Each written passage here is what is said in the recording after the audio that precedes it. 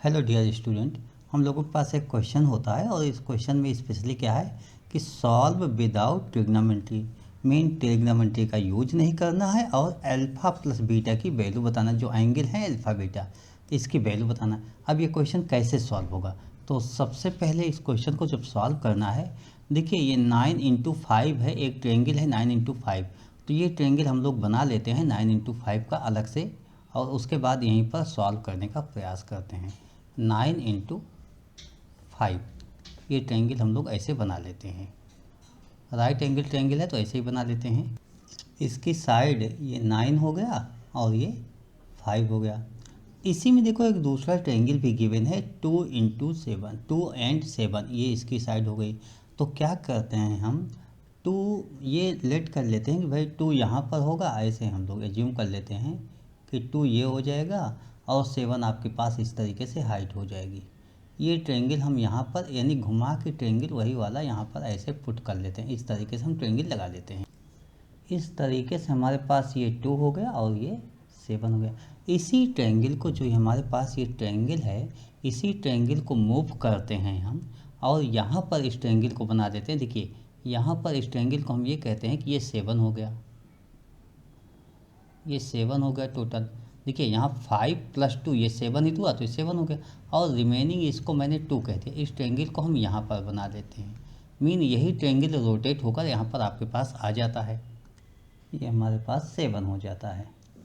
और इसको मैं हटा देता हूँ, इस लाइन को, इसका कोई यूज नहीं। देखिए आपके पास उसी ट्रायंगल को मैंने एक अलग तरीके से फिट कर लिया। अब यहाँ पर आप क्या देखते हो, इसके सबसे पहले हम कोई ना कोई नाम लिख लेते हैं, उसके बाद सॉल्व करते हैं। जैसे A, B, C, D, E, F, ऐसा मैंने नाम लिख लिया। देखिए आप FB² अगर आप निकालोगे तो क्या हो जाएगा, सबसे पहले हम FB² निकालेंगे।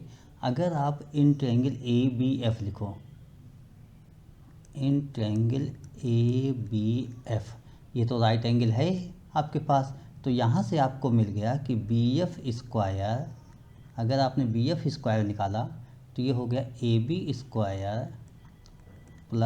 AF²। इस तरीके से आपने नोट कर लिया। और इसमें हम जब वैल्यू पुट कर लेते हैं तो AB की वैल्यू हमारे पास 5 होता है, 5² + AF² जो है वो 9² हो जाता है। 5² 25, 9² 81।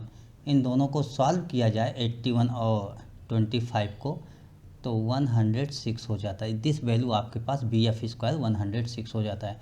यानी BF की वैल्यू अगर देखा जाए तो √106 हो गई।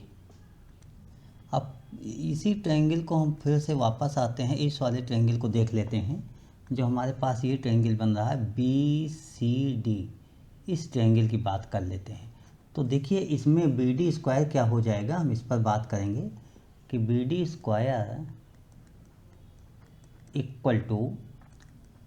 BC² + CD², right angle triangle का फार्मूला।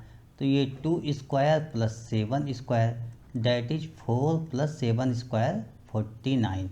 और इसको भी अगर सॉल्व किया जाए तो ये 53 हो गया। BD² 53। अच्छा, BD की वैल्यू यहाँ से अगर देखा जाए, यहाँ से BD की वैल्यू √53 हो जाएगी। ठीक है, ये तो √53 हो गई, लेकिन यहाँ पर आप फिर से ध्यान दीजिए थोड़ा सा।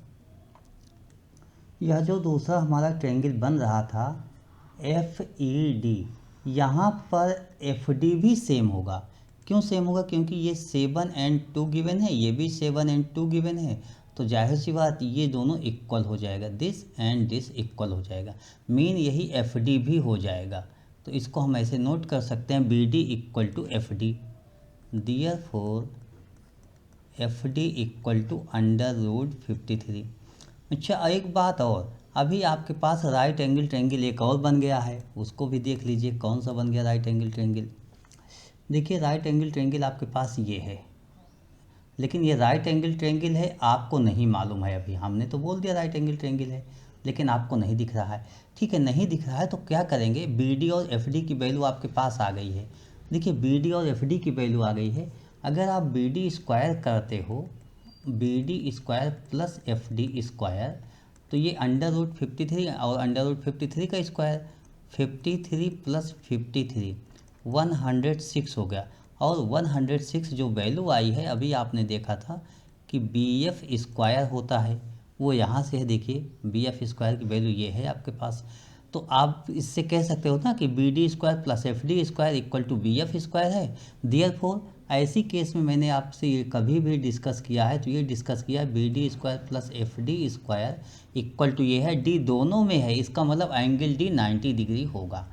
तो एक बात तो आपको ये समझ में आ जानी चाहिए कि एंगल डी यहाँ पर 90 डिग्री होगा। देखिए एंगल डी हमारे पास 90 डिग्री हो गया। अब हम यहाँ से क्वेश्चन सॉल्व करते हैं। हमारे पास एफ डी बी की हम देखते हैं कंडीशन, तो F D equal to B D होता है। मीन ये दोनों साइड एफ डी और बी डी ये इक्वल होते हैं। तो आप ये कहते हो कि तो आइसोसेलेस ट्रायंगल हो गया। आइसोसेलेस ट्रायंगल हो गया, एक एंगल आपके पास 90 है, रिमेनिंग दोनों एंगल। तो ऐसी कंडीशन में जब आप इस तरीके से क्वेश्चन सॉल्व करते हो, आइसोसेलेस ट्रायंगल होता है और एक एंगल मालूम हो तो अदर टू एंगल निकाल सकते हो। ट्रायंगल ऐसे नोट करोगे, in triangle B D F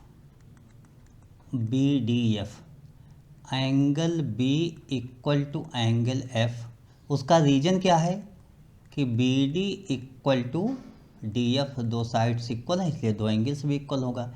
and angle D equal to 90 degree, sum of angle B 180 degree. तो इसका मतलब वो angle B plus angle F plus angle D equal to 180 ऐसे लिखोगे। Angle B plus angle F के place पर B लिख दो plus 90 equal to 180 degree. Two angle B equal to 180 minus 90, इसको इस साइड ले जाके माइनस कर लो, 90 हो जाएगा। एंगल बी इक्वल टू 90 का हाफ, ये 40 हो जाएगा। 90/2 या 45 हम डायरेक्ट लिख लेते हैं। तो इस तरीके से आपने लिख लिया, एंगल बी आपके पास आ गया। देखिए एंगल बी आ गया तो आप ये लिख सकते हो कि दिस एंगल आपके पास 45 हो गया एंड दिस एंगल भी आपके पास 45 हो गया।